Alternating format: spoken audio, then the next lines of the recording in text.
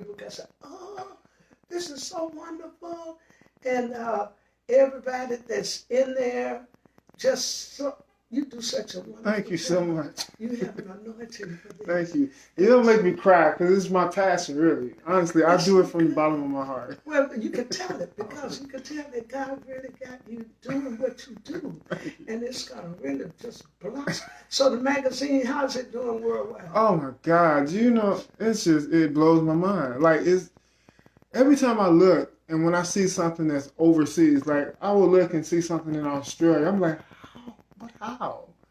And it's like nobody but a God. And it's like I feel like God is revealing, like all you had to do was trust me, and I had you because I was scared. I'm like, who wants to read this?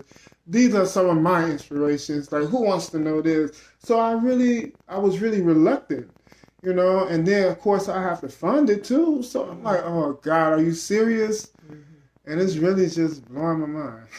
But it's doing the people out of the United States appreciate the people in the United States more than they do. When I went to Japan, those people in Tokyo treated me like I was the queen of Sheba or something. I mean, they had bus loads coming off from Germany and stuff, coming over, and it was amazing because they were coming to see me. And the theaters, they held like 4,000 and 5,000 people, packed every night, bus loads filled with people, and they come in there bowing to me. And so the first night of the concert, I signed so many autographs until my hand got tired. And I said, you're going to have to come back. I can't do this anymore. They had all of my, I was the only one on there singing gospel.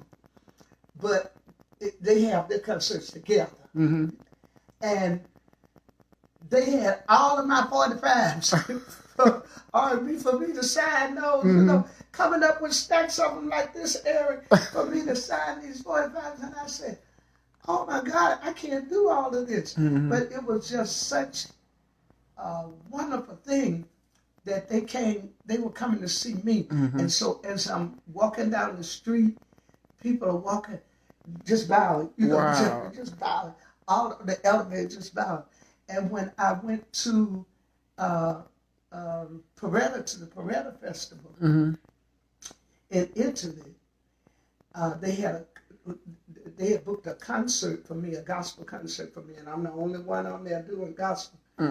But they had it in this great big Catholic church that's about 3 blocks long. Wow. And the concert started at 9 at night. And at 7, you couldn't get near it. My God. And they were all in the aisle, sitting on the floor and everything. Calvin went with me. You know Calvin. Calvin Bridges. Okay. He went with me to help with the music, the band and everything. And you could not get near that place. And I know the thing is I didn't see but one black person in the place. Oh, wow. All of them were Italians, and they were there. And when you would sing something, it was like they knew what it was from the music, like Amazing Grace. Well, they love Oh Happy Day. You have to sing that if you go anywhere foreign, because that was like the first song that the Hawkins did, they broke out all of. And Amazing Grace, those 2 songs you have to sing wherever you go, because they're like standards. And so I believe that's why your magazine is doing that, because foreign people, they want to know about the people in the gospel. So, and God led you to do that for that particular reason. And that's why it's going to really take you a long way. And then also too, I mentioned, because it's our year anniversary in October.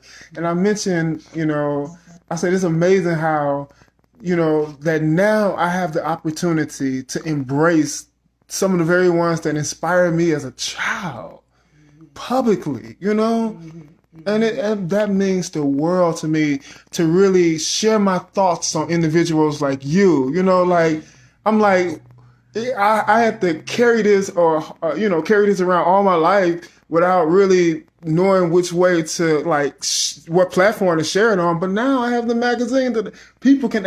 And we were at Miles College together, and he was take over the choir there, and we had a group and everything together. And when I see how we would all go to their programs, and so we had a group.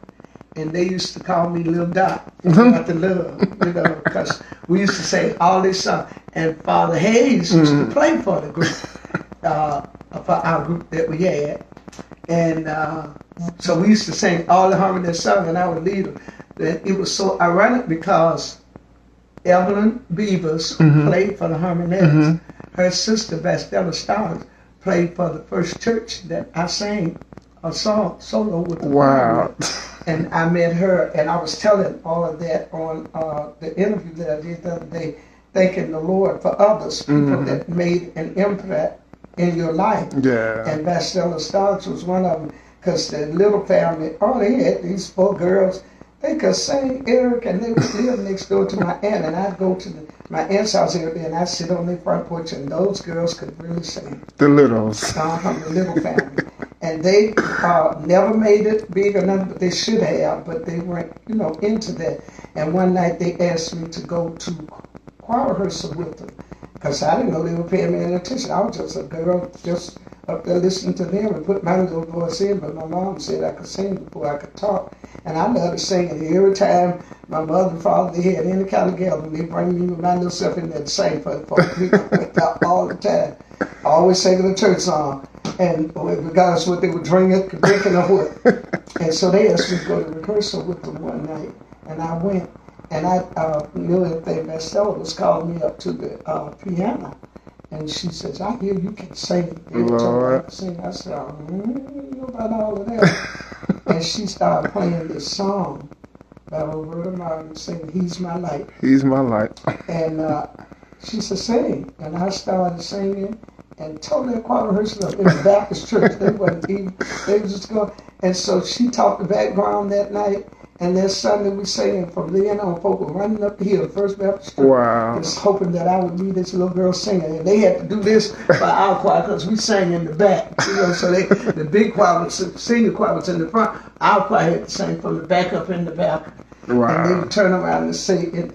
It was just amazing the things that happened on my journey. And I told that journey on Wednesday. So when this boy sends us the link on it, I'm going to send it to you. I want you to see it. It was really nice. Well, world, I wanted you all to see the most lovely. Isn't she beautiful and just so sweethearted? Pastor Mitty Collier, I mean, man, her voice is just amazing. Literally, it's one of a kind. Seriously. You hear a lot of people duplicating other voices that they hear, but she's definitely original. It's just the raspy and just the clear tone and just the depths of her voice is just out of sight to me. So I wanted you all to see the lovely. Look at the smile. Before my phone died, I'm going to try to take a photo, but love on someone and change your life. I'll see y'all later.